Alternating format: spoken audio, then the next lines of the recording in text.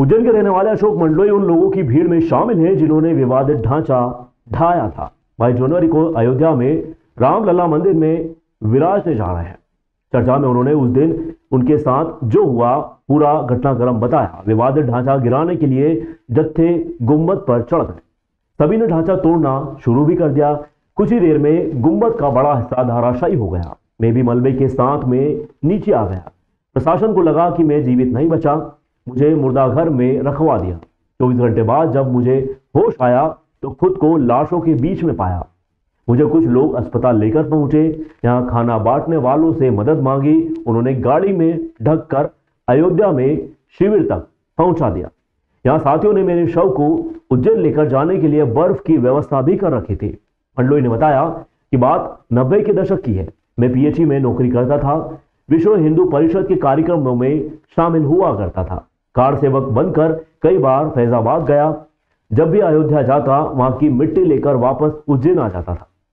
यह क्रम कई वर्षों तक चलता रहा। जब भी वहां से लौटता वहां की मिट्टी लेकर आता। आज 32 बरस गुजर चुके हैं।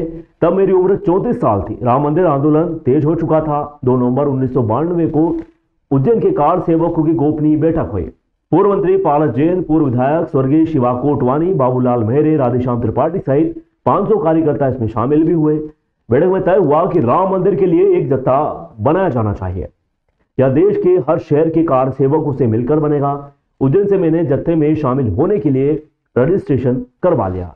फिर जत्था अयोध्या पहुंचा। 6 दिसंबर 92 की घटना है। हम 6 दिसंबर के पहले 30 तारीख को वहाँ पर अयोध्या पहुँच गए थे। वहाँ पर बलिदान जत्था बन रहा था। हमारे साथ में पारस जी जैन भी थे, विश्व हिंदू परिषद के भी थे, सभी लोग थे। तो मैं इनको बिना कहे बलिदान जत्थे में सम्मिलित हो गया था। और 6 तारीख को हमने रामलला के लिए मंदिर और बाबरी मस्जिद का जो ढांचा था उसको धराने के लिए हमने संकल्प लिया था। और मंच से सभी उमा भारती जी, अशोक सिंघल जी, ये सभी बोल रहे थे। और हमने सबसे पहले मैं गुम्बद पे पहुंचा था और सबसे पहले झंडा लहराना घन मारने वाला मैं ही था। और वहाँ से जब गुम्बद गिरने लगी बीच में तो मैं हेवी टेंशन लाइन के बारे में उलझ गया था। और वहाँ से मुझे हजारों फीट ऊपर उसने फेंक दिया था उछाल के। और उसके बाद क्या हुआ मुझे मालूम नहीं। और फिर रात को मेरी जब रात में नींद खुली तो चारों तरफ मेरे को मतलब मुर्दे घर के अंदर मतलब पटकरा डेड बॉडी मेरे आसपास सब पड़ी थी। फिर मैंने दरवाज़ा धीरे धीरे पीछे खिसक के आया। फिर मैंने दरवाज़ा बजाया। फिर पुलिस वाला मुझे निकाला। फिर मतलब कि डॉक्टर दोबारा मुझे मतलब रात को एक्सरा हुआ और ये मांस वास मेरा फट गया था, टाँके भी आए थे।